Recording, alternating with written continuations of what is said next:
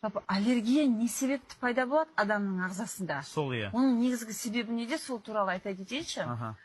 Жалпы мына адамзаттың, жалпы барлық адамдардың ағзасында, біздің ағзамызда пайдалы бактериялар бар. 2 килограммға жоқ бактерия бар осы тұрған сіздің ағзаңызда, біле білсеңіз. 2 килограмм? Олар пайдалы бактерия, патогенді дейді, шартты патогенді дейді, пайдалы бактерия дейді. Естулеріңіз баша, бифидобактерия, лактобактерия деген күшті бактериялар. Олар біздің ағзамызда көп бөлігі мына ішегімізде орналасады, аш ішегімізде. Олар біздің ағзамызға барлық түскен тағамдар бізде аш ішекте сіңеді ғой. Асқазанда емес, бауырда емес, аш ішекте сіңеді. Кез келген ішкен дәрі, кез келген жеген тамақ аш ішекте сіңеді. Сол кезде аш ішекте орналасқан пайдалы бактерияларымыз бізге қажетті витаминдерді, минералдардың барлығын сіңдіріп алып қалады да, қажет емес нәрсені ары қарай тікшекке өткізіп жібереміз.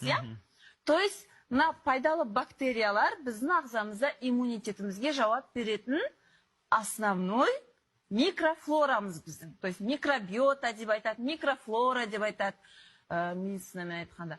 Егер осы микробиотамыз қандай да бір белгілі бір себептермен, мысалы антибиотик ішеміз, антибиотик деген ол бактерияға қарсы дәрі деген сөз. Ал зиянды бактериямен қосып, пайдалы бактерияларымызды өлтіріп жібереді ол. Сол себепті антибиотик ішкен кезде, түрлі дәрілер ішкен кезде пайдалы бактерияларымыздың сапасы бұзылып, саны азайып қалады. Осы кезде біз барамызда магазиннен чипсы алып жейміз. Ал чипсының құрамында неше түрлі химиялық заттар бар. Сыртын оқысаңыздар, көресіздер. Глутамат, натрийінің түр-түрі бар.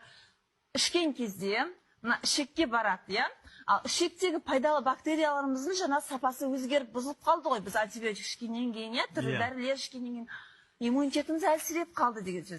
Ал біз аламыз да, чипсиді жейміз, ананы жейміз, мынаны жейміз, неше түрлі химияға толы, газды сусын ішеміз. Барамызда ана жоқ бактерияның, жаңағы уже иммунитет бұзылып атқан жердегі бактерия бұзылып атқан, бүкіл химияны апарып сол жерге тығамыз, ол сосын қанға өтеді, ішек арқылы. Барлық зиянды нәрселер қанға өтеді ішек арқылы.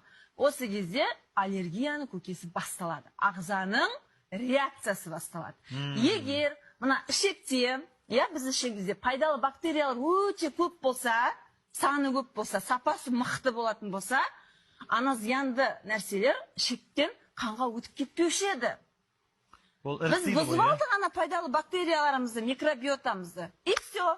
Барлық зиянды нәрсе керек па, химия керек па, Е950, Е952, түрлі химиялық қоспалар тағамдардың құрамында. Қазір өкінішке орай тағамдардың құрамында өте көп химиялық қоспалар ағзаға зиянды.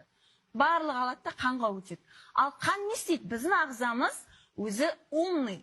Ол бөгде нәрсе келсе, атака жасайды. Қорғау керек. Жаныны қорғау керек. Бөгде нәрсе түсіп қалды ағзасына. Мен хозяинды қорғау керекпін дейді, ағза реакция береді. Қышыма шығады, псориаз, экзема, адамда аллергический ринит пайда болады. Топыраққа аллергия, шаңға аллергия, гүлге аллергия. Неден? Ішектен.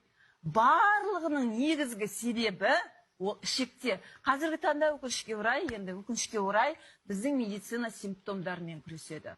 Аллергияны басатын дәрілер береді, спрей мұрынға себетін, уақытша тоқтата тұратын. Енді қазір жақсы асид-терапия деп айтып жатыр, ондай жолдармен де емдеуге болады. Құдды бір валиология сабағында отқандай болдың қазір, сізді тыңдап отырып. Өкінішке орай ең басты негізгі себебін көп адамдар білмейді. Содан алады да, үстімізге жара шықты ма болды, мазь алып жаға саламыз, аллергический жаңағы түрлі спрейларды алып себе саламыз.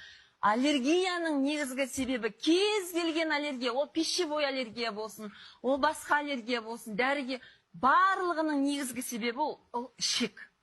Егер ішекте что-то не так, аллергия бола береді, ол тоқтамайды. Сол себепті ең бірінші неше түрлі дәрілер, енді дәрігер аллерголог жазады, ондай нәрселер. Но адам білу керек. Егер ағзам қандай да бір реакция беріп жатырса, значит, менің ішімде бір нәрсе дұрыс емес.